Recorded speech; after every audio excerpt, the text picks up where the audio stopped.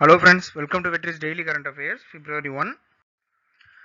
National பட்ஜெட்ல பருவநிலை மாற்றத்தில் பொறுப்புடன் இந்தியா செயல்படுவதாக குடியரசுத் தலைவர் உரையில் குடியரசுத் தலைவர் பெருமிதம் தெரிவிக்கிறார். பருவநிலை மாற்றத்தை எதிர்கொள்வதில் இந்தியா பொறுப்புணர்வுடன் செயல்பட்டு வருவதாக குடியரசுத் தலைவர் நாடாளுமன்ற பட்ஜெட் கூட்டத்தொடர் தொடங்கிய அவையில் கூட்டத்தில் உரையாற்றினார். 2020-21 நிதியாண்டில் நாட்டின் விவசாயிகள் 30 கோடி டன் உணவு தானியங்களை உற்பத்தி செய்தனர். 433 லட்சம் மெட்ரிக் டன் கோதுமையை விவசாயிகளிடமிருந்து மத்திய அரசு கொள்முதல் செய்தது. அதன் மூலமாக 50 லட்சம் விவசாயிகள் பலனடைந்தனர். நாட்டின் வேளாண் ஏற்றுமதி 3 லட்சம் கோடியை கடந்துள்ளது. விவசாயிகள் நிதியுதவி திட்டம் வாயிலாக 11 கோடி விவசாயிகள் பயனடைந்துள்ளனர். ரயில்வே துறையில் மிகப்பெரிய அளவில் கிசான் ரயில் போன்ற புதிய துவக்கங்களால் பெரிய சாதனைகள் பெறப்பட்டுள்ளது. 24,000 கிலோமீட்டர் தொலைவுக்கு ரயில் பாதைகள் மின்மயமாக்கப்பட்டுள்ளன. கடந்த 7 ஆண்டுகளில் காஷ்மீரில் செனாப் நதிக்கு மேலே கட்டப்பட்டு வரும் ரயில்வே மேம்பாலம் நவீனத்தின் மையமாக திகழ்கின்றது. கொரோனா தொற்று பரவலை எதிர்கொள்வதற்காக மத்திய மாநில அரசுகள் ஒருங்கிணைந்து செயல்பட்டன. இத்தகைய ஒத்துழைப்பு முன்னெப்போதும் இல்லாத வகையில் ஜனநாயகத்தை வலுப்படுத்தியது அப்படின்னு ஒரு பெரிய லிஸ்ட் குடியரசுத் தலைவர் தன்னுடைய உரையில் நிகழ்த்திட்டு போயிருக்கார். இன்னைக்கு பட்ஜெட் நமக்கு ஃபுல்லா சொல்லிட்டு இருக்காங்க. அதை நம்ம நாளைக்கு டீட்டெயிலாக டிஸ்கஸ் பண்ணலாம். நேற்று பொருளாதார ஆய்வறிக்கையை மட்டும் சமர்ப்பிச்சதை பத்தி நமக்கு நிறைய நியூஸ் இருக்கு. இதுல மகளிர் ஆணையங்களின் செயல் திட்டத்தை விரிவுபடுத்த வேண்டும். தேசிய மகளிர் ஆணையத்தின் 30வது நிறுவன தினத்தையொட்டி திங்கட்கிழமை புதுதில்லியில் பிரதமர் மோடி அவர்கள் உரையாற்றினார். தேசிய பெண்கள் ஆணையம் 1992ஆம் ஆண்டு 1990ஆம் ஆண்டு சட்டத்தின் கீழ் தேசிய பெண்கள் ஆணைய சட்டம் 1990 உருவாக்கப்பட்டது. இந்த அமைப்பு உருவாக்கப்பட்டது 1992. ரெண்டுத்தையும் இயர் கொஞ்சம் கரெக்டா பாத்துருங்க, கொஸ்டின் வரதுக்கு வாய்ப்பு அதிகம். பெண்களின் அத்தியாவசிய நலன் பாதுகாப்பு மற்றும் ஊக்குவிப்பதற்கான தேசிய அளவிலான மிக உயர்ந்த அமைப்பாகும். மாதாந்திர செய்தி மடலான ராஷ்டிரிய மகிழா என்ற பத்திரிகையை இந்தி மற்றும் ஆங்கிலம் இரு மொழிகளிலும் தொடர்ந்து இந்த அமைப்பு வெளியிட்டு வருது. இந்த ஆணையத்தினுடைய நிறுவன தினத்துல தான் பிரதமர் அதுல உரையாற்றார். சமூகத்தில் பெண்களின் பங்களிப்பு தொடர்ந்து அதிகரித்து வருவதாகவும் மகளிர் ஆணையங்கள் அவற்றின் செயல் திட்டத்தை விரிவுபடுத்தி மாநிலங்களில் பெண்களுக்கு புதிய பாதைகளை காட்ட வேண்டும் அப்படின்னு ஒரு மென்ஷன் பண்ணி பேசியிருக்காரு. அடுத்து பொருளாதார வளர்ச்சி 8.5% இருக்கும் ஆய்வறிக்கையில் தெரிவிக்கப்பட்டுள்ளது. நேற்று பார்லிமெண்ட்ல நிதியமைச்சர் பொருளாதார ஆய்வறிக்கையை சமர்ப்பிக்கிறார். 2022-23 நிதியாண்டின் நாட்டின் ஒட்டுமொத்த பொருளாதார வளர்ச்சி வீதம் 8.5% இருக்கும். 8 முதல் 8.5% இருக்கும் என மதிப்பிடப்பட்டுள்ளதாக 2021-22 ஆண்டிற்கான பொருளாதார ஆய்வறிக்கையில் தெரிவிக்கப்பட்டுள்ளது.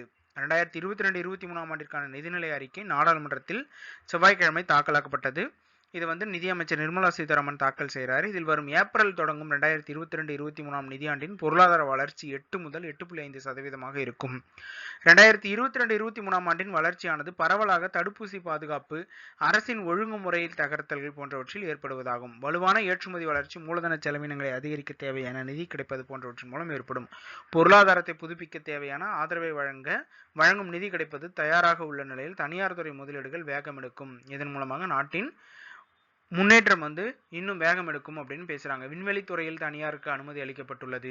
இஸ்ரோவிடமிருந்து விண்வெளி, ட்ரோன், நீர் கனிமங்களை கண்டறியும் புவியியல் விவராணையாக்கம், ஜியோ மேப்பிங் அப்படின்றதெல்லாம் நம்ம இப்போ அதிகமாக யூஸ் பண்ண ஆரம்பிச்சிருக்கோம். சீர்திருத்த உத்திகள், அமெரிக்கா போன்ற நாடுகளுக்கு விநியோக சங்கிலி எனப்படும் உதிரி பாகங்கள் வழங்கும் நாடுகளில் இந்தியாவும் சீனாவும் முக்கிய இடத்தில் உள்ள இந்த உற்பத்தி துறை உதிரி பாகங்கள் பற்றாக்குறையிலிருந்து மேல 2 வகையான சீர்திருத்த உத்திகளை ஏற்படுத்துகிறோம். நிலம் கிடைப்பது, தொழிலாளர்கள், மூலதனம் போன்ற சீர்திருத்தங்களோடு வேறு பல மேம்படுத்தப்பட்ட சீர்திருத்தங்களும் மேற்கொள்ளப்படுகின்றன. 2020-21 ஆண்டில் 21-22 ஆண்டில் ஏற்பட்ட கொரோனா லாக்டவுனால ஏற்பட்ட பொருளாதார நெருக்கடியிலிருந்து இந்தியா மீண்டும் பொருளாதார அளவில் மீண்டு வருவதாகவும் தெரிவிக்கப்பட்டுள்ளது. 5000 ஸ்டார்ட் அப் நிறுவனங்களின் தலைநகராக இருந்த பெங்களூருவை விஞ்சி அந்த இடத்தை தில்லி பிடித்துள்ளது. 2019 ஏப்ரல் முதல் 2021 டிசம்பர் வரையில் தில்லியில் 5000க்கும் மேற்பட்ட ஸ்டார்ட் அப் நிறுவனங்களும் பெங்களூரு 4514 ஸ்டார்ட் அப் நிறுவனங்களும் உருவாகியுள்ளன. அப்ப எந்த நகரில் அதிகம்? இந்த பாக்ஸ் கொஸ்டின் நம்ம கொஸ்டினா வரதுக்கு வாய்ப்பு. அடுத்து எமினன்ட் பர்சன்ல creating job way infra investment principal economic advisor Sanjeev Sanyal. நம்ம இந்த இடத்துல ரொம்ப முக்கியமான ஒரு விஷயம் தெரிஞ்சுக்கணும். பொருளாதார ஆய்வறிக்கையை யார் தயாரிப்பாங்க, யாருடைய தலைமையில் தயாரிக்கப்படும் அப்படின்றது ரொம்ப ரொம்ப முக்கியம். சஞ்சீவ் சன்யல் அப்படின்றவர் பிரின்சிபல் எக்கனாமிக் அட்வைசர்.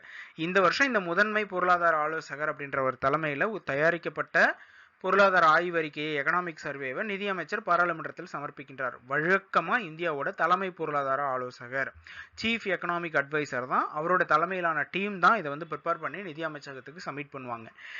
சமீபத்தில் 3 நாட்களுக்கு முன்னாடி தான் இந்தியாவோட தலைமை பொருளாதார ஆலோசகர் நியமனம் செய்யப்பட்டுள்ளார். அவரோட பேர் நம்ம நியூஸ்ல பார்த்திருக்கோம், டிஸ்கஸ் பண்ணியிருக்கோம். அது யார் அப்படின்றத கமெண்ட்ல சொல்லுங்க. உள்கட்டமைப்பு முதலீடுகள் மூலம் வேலை வாய்ப்புகளை உருவாக்குவோம். முதன்மை பொருளாதார ஆலோசகர் சஞ்சீவ் சன்யால் திங்களன்று அதிகரித்து வரும் வேலையின்மை குறித்த கவலைகளை போக்க முயன்று வரும். பொருளாதாரம் கணிசமான அளவு புதிய வேலைகளை உருவாக்குகின்றது அப்படின்னு அவர் வலியுறுத்துறார். அரசாங்கம் உள்கட்டமைப்புக்கான மூலதன செலவுகள் மூலம் வேலைகளை உருவாக்கி வருகின்றது. மகாத்மா காந்தி தேசிய ஊரக வேலை உறுதி சட்டத்தின் மூலம் வேலை வாய்ப்புகளை வழங்குவதும் ரொம்ப முக்கியமான பங்களிப்பை செய்கின்றது அப்படின்னு முதன்மை பொருளாதார ஆலோசகர் சஞ்சீவ் சன்யால் பேசியிருக்கார். சஞ்சீவ் சன்யால் தலைமையிலான குழு தான் பொருளாதார ஆய்வு அறிக்கையை தயாரிச்சு கொடுப்பாங்க அப்படின்றது ரொம்ப முக்கியம். அடுத்து நேஷனல்ல பிரசிடென்ட் ஒரு திருக்குறளை மென்ஷன் பண்றாரு. கற்க கசடர கற்பவை கற்றபின் நிற்க அதற்கு தக. அதிகாரம் கல்வி, குறள் எண் 391 பால் பொருள் அப்படின்ற அதிகாரத்திலிருந்து அதை மென்ஷன் பண்ணி காமிச்சிருக்காரு. இது நமக்கு இந்த அதிகாரங்கள் எண்ணிக்கை இதுல இருந்து கொஸ்டின் கேட்கறதுக்கு வாய்ப்பு இருக்கும். அதனால இந்த குறள் இன்னொரு முறை நல்லா பார்த்து வச்சிருக்கேன். அடுத்து நேஷனல்ல fortified rice supply in government schools raised. The center has distributed 3.38 lakh metric tons of fortified rice till December 2021. 2021 வரையிலான காலகட்டத்தில் 3.38 லட்சம் மெட்ரிக் டன் செறிவூட்டப்பட்ட அரிசியை விநியோகித்துள்ளதாக பொருளாதார ஆய்வறிக்கையில் தெரிவிக்கப்பட்டுள்ளது. 2019 ஆண்டில் 2019-20 ஆண்டு தொடங்கி 3 ஆண்டுகளுக்கு அரிசியை பலப்படுத்துவதற்கான மத்திய அரசின் முன்னெடு திட்டத்திற்கு அரசாங்கம் ஒப்புதல் அளித்தது. இத்திட்டம் பல மாநிலங்களில் உள்ள 15 மாவட்டங்களில் செயல்படுத்தப்படுகின்றது.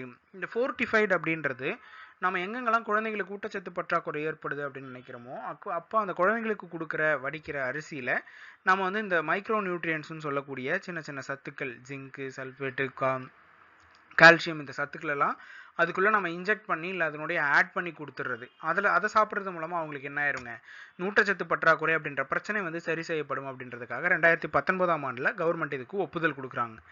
அதை நாங்கள் 2021 ஆண்டு வரைக்கும் 3.38 லட்சம் டன் மெட்ரிக் டன் அளவுக்கு வழங்கியிருக்கோம் அப்படின்றத பொருளாதார ஆய்வறிக்கையில் தெரிவிச்சிருக்காங்க. முதற்கட்டமாக பல மாநிலங்களில் 15 மாவட்டங்களில் இதை செயல்படுத்திட்டு இருக்கிறாங்க. சுதந்திர தின உரையின் போது பிரதமர் மோடி 2024 ஆண்டிற்குள் அனைத்து அரசு திட்டங்களின் கீழ் கிடைக்கும் அரிசி ஊட்டச்சத்து குறைபாட்டை குறைக்கும் அப்படின்னு சொல்லி 2024 டார்கெட்டை வச்சிருக்காங்க.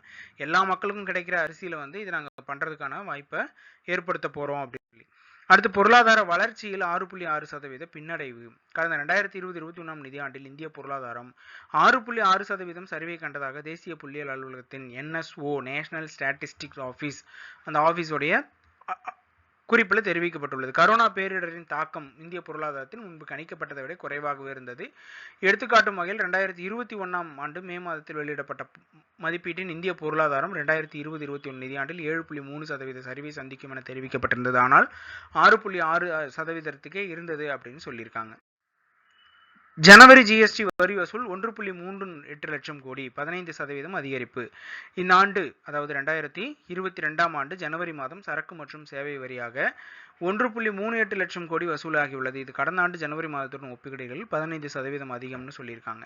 இந்த இதில் எவ்வளோ கலெக்ட் ஆயிருக்கு, மாநில ஜிஎஸ்டியா 32,000 கோடி, ஒருங்கிணைந்த ஜிஎஸ்டியா 72,000 கோடி, சரக்கு மற்றும் இறக்குமதி மூலமாக வசூலானது 35,000 கோடி. தொடர்ந்து 4வது மாதமாக ஜிஎஸ்டி வசூல் 1.3 லட்சம் கோடியே கலந்துகிட்டே இருக்கு. நம்ம ஜிஎஸ்டி பத்தி அப்படியே நம்ம என்ன பண்ணணுங்க, மறுபடியும் பேக்ரவுண்ட்குள்ள போயிடணும். ஜிஎஸ்டி 101வது அரசியலமைப்பு திருத்த சட்டம் 2016 ஆண்டில் ஏற்படுத்தப்பட்டது. 2017 ஆண்டில் ஜூலை 1 நாள் முதல் நடைமுறைக்கு வந்தது. ஜிஎஸ்டி கவுன்சில் இந்திய அரசியலமைப்பின் விதி எண் 279A குறிப்பிடப்பட்டுள்ளது. இது ஒரு கான்ஸ்டிடியூஷனல் பாடி. இதனோட தலைவராக மத்திய நிதி அமைச்சர், உறுப்பினர்களாக மாநிலத்தின் வருவாய் அல்லது நிதி அமைச்சர்கள் செயல்படுவார்கள். இந்த கூட்டத்தில் ஒரு தீர்மானத்தை நிறைவேற்றணும் அப்படின்னா 75% வாக்குகள் பெற்றிருக்கணும் அப்படின்லாம் நம்ம பார்த்துருக்கோம். மத்திய அரசுக்கு மொத்த ஓட்டிங்கில் 1/3, மாநில அரசுகள் எல்லாத்துக்கும் பிரித்து 2/3 அப்படின்ற பர்சன்டேஜ் ஓட் ஷேரிங்கும் கொடுத்துருக்காங்க. அப்போ நம்ம ஒரு ரெசல்யூஷன் பாஸ் ஆகணும் அப்படின்னா 100ல் 75% ஓட் வாங்கணும் அப்படின்றதெல்லாம் இந்த ஜிஎஸ்டி கவுன்சிலை பற்றின விஷயம். ஜிஎஸ்டி கவுன்சில் கொண்டு வரப்பட்டதை பற்றின ஹிஸ்ட்ரி 5 ஸ்லாப்ல பார்த்துருக்கோம். நம்ம எந்தெந்த ஸ்லாப்ல இருக்குது, 0, 5, 12, 18, 28 இந்த 5 ஸ்லாப்ல ஜிஎஸ்டி வசூல் பண்ணுறோம். இன்னும் ஒரு ஸ்லாப் இருக்குது, நம்ம முன்னாடி டிஸ்கஷன்லேயே பார்த்துருக்கோம். அது என்ன, எந்த பொருளுக்காக வசூல் பண்ணுறாங்க அப்படின்றத கமெண்ட்ல சொல்லுங்கள். National India ranks 3rd globally in forest area gain survey.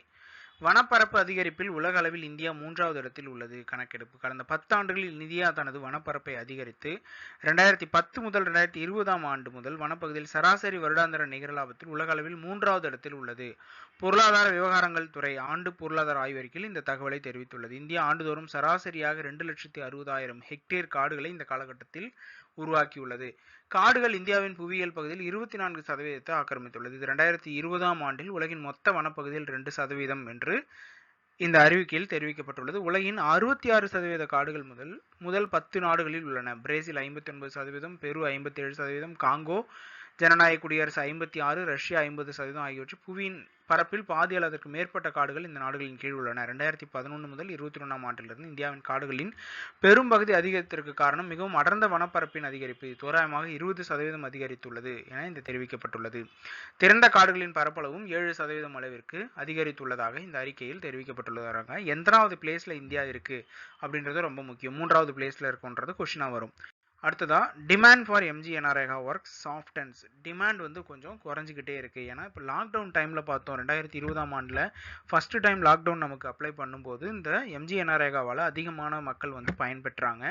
அதற்கு பிறகு இதனுடைய தேவைகள் வந்து கொஞ்சம் கொஞ்சமாக குறைய ஆரம்பிச்சிருக்கு அப்படின்றத இந்த டேட்டாவில் சொல்லியிருக்காங்க. செகண்ட் வேவ்ல எவ்வளோ தேவை அதிகரிச்சது, ஃபர்ஸ்ட் வேவ்ல எவ்வளோ தேவை அதிகரிச்சது அப்படின்றத இந்த ஒரு மேப் மூலமாக நமக்கு காமிச்சிருக்காங்க. அதற்கு பிறகு செகண்ட் வேவ் முடிஞ்சதுக்கு பிறகு டிசம்பர்லாம் இந்த எம்ஜிஎன்ஆர்ஏகா மகாத்மா காந்தி தேசிய ஊரக வேலைவாய்ப்பு உறுதி திட்டம், Mahatma Gandhi national rural employment guarantee act 2006ஆம் ஆண்டு கொண்டு வரப்பட்ட இந்த சட்டத்தின் மூலம் ஒவ்வொரு குடும்பத்திலும் குறைந்தபட்சம் ஒருவருக்கு ஆண்டிற்கு 150 நாட்கள் வேலைவாய்ப்புகள் வழங்கப்பட்டு இருக்குது.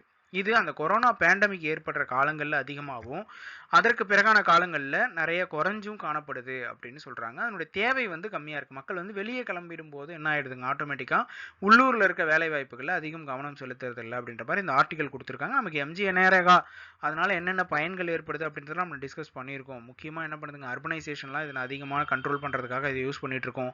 எந்த ஆண்டு துவங்கப்பட்டது, இதெல்லாம் நிறைய முறை கொஸ்டினாக கேட்டாங்க. ரொம்ப இம்பார்ட்டன்ட். டிஎன்பிஎஸ்சி தேர்வுக்கான தினசரி நடப்பு நிகழ்வுகளை உடனுக்குடன் அறிந்து கொள்ள எங்கள் சேனலை சப்ஸ்கிரைப் பண்ணுங்க.